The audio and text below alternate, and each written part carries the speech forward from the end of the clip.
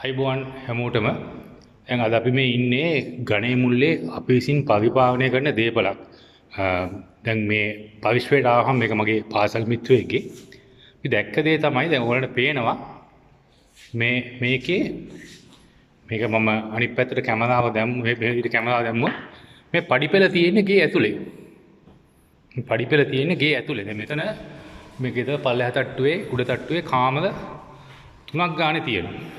දැන් මම මෙහෙම එළියට යන්න ගෙදර මේ තියෙන ප්‍රධාන දොරටුව එළියට ආවම තාම මේ ගෙදර නඩත්තු කටයුතු සිද්ධ වෙනවා. දැන් මේ තියෙන්නේ වාහන නවත්තන තැන. මේ තියෙන වාහන නවත්තන තැන.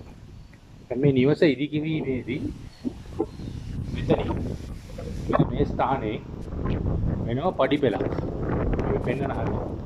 ඉදිකිරීමේදී දැම්මනම් එතකොට මෙතනින්ම උඩු මහලට උඩ තට්ටුවට ප්‍රවේශයක් ගන්න තිබුණා මේක ඇදිනවා. එතනින්ම ගන්න. එතකොට වෙන්නේ කවදා හරි දවසක ගේ කුලියට දෙනකොට කොටස් දෙකකට දෙන්න පුළුවන්.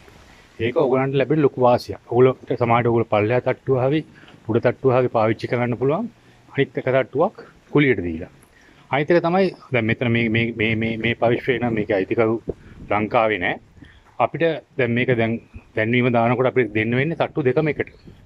ඒක දැන් අපිට වෙන් වෙන්න කුලියට දෙන්න තිබ්බට සමහරවිට තනි ගේ දුන්නට වඩා ඒක වැඩිපුර ගානකුත් හොයා ගන්න තිබ්බා.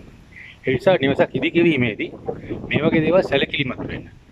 මොකද වර්තමාන නෙමෙයි අනාගතය ගැන හිතන්න. මේ වගේ මේ මම දැන් ඔයගොල්ලන්ට කියපු දෙයට සමාන අපිට අප සතු සහ අප විසින්ම පරිපාලනය කරන දේපලක් තියෙනවා ගල්කිස්සේ. මම ඒකේ වීඩියෝකුත් ළඟදීම ළගෙන එනවා. කොහොම ස්තුතියි.